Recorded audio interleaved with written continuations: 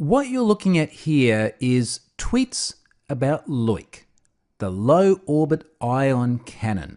And Loic is the canonical denial of service tool. It's an open source project written in C# back in 2004 now, so it has been around for quite some time. But it's been enormously popular, particularly with this class of attacker that we call the hacktivist. And what you're looking at here is tweets that are, for want of a better term, a call to arms. They're trying to encourage other people to use their installations of Loic and point it at particular targets. Now this is important because Loic is just one software product that will run on a machine, and we'll have a look at exactly how that works in just a moment. But when it's just one person sitting there using Loic, it's not exactly distributed.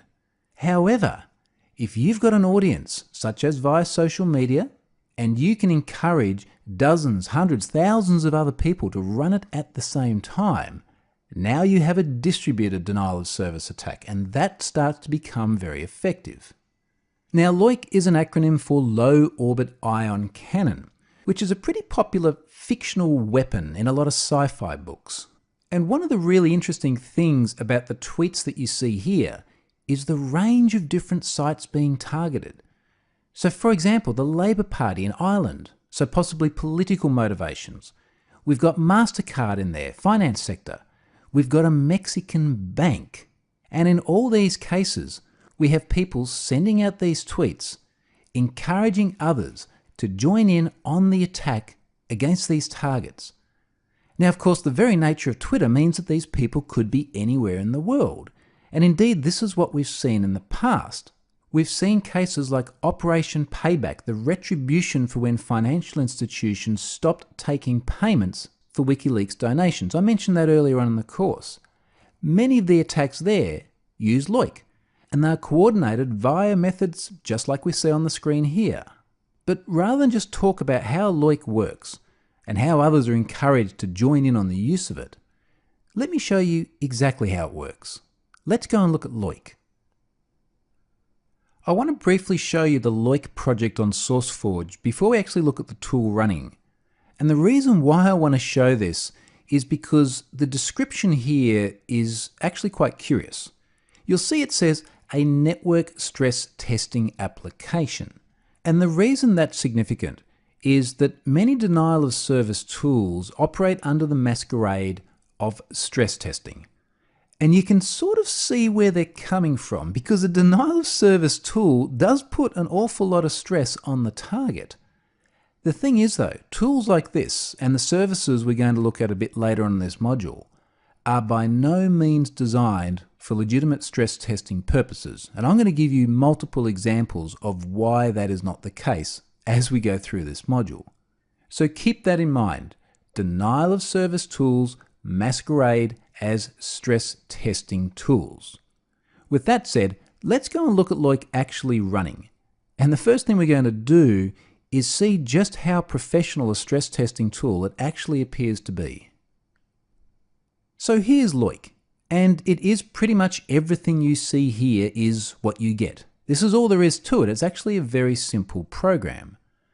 Now what I'm going to do, because I want to make the point here about it not being a professional stress testing tool, is I'm going to go and hit the I'm a chargin' my laser button straight away without actually filling anything in. Now, one of the things you'll notice when we hover over that, little tooltip, I sincerely hope you can guess what this button does.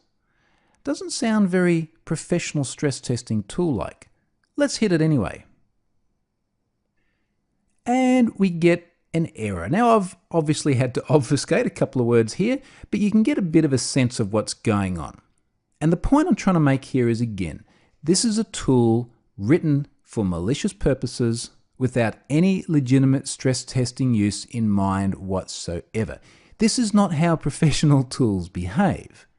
That said, let's go through the mechanics of it because I do want to show you exactly how it works. I'm going to go and dismiss that dialog. And I'm going to go in and enter the URL of that Hack Yourself First site we looked at briefly earlier on. Now we'll go up and hit lock on that. and that has resolved the host name to an IP address. Now we're most of the way there already. I'm not going to go through all the other details on this page, other than to say that this is going to mount a flood attack. So all we're doing is we're just going to flood the target with a volume of traffic. And the type of traffic can be chosen down here in the method. TCP, UDP, HTTP. I'm just going to choose HTTP, and we'll leave everything else just exactly where it is. And now let's go up and hit I'm a charging my laser again, and let's let it run. Now this is just me, as one individual making HTTP requests to that website. It's not going to take it offline, it's just me on my home connection trying to take down a website running in Microsoft's Azure.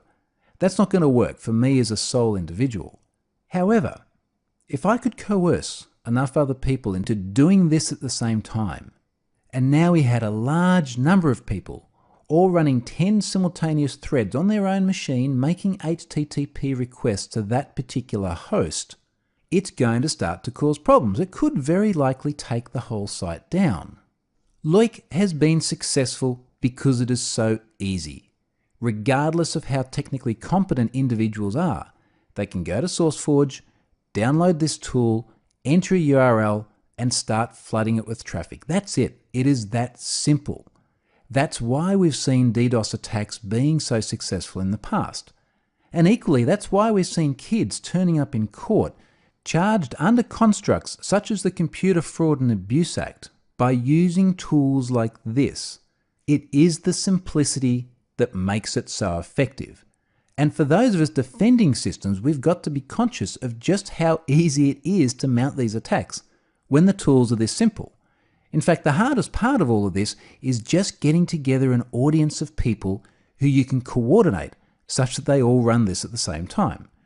If you can do that, the mechanics of actually running the attack are extremely simple. However, it can get even simpler. Let's now move on, and I want to show you JS Loic.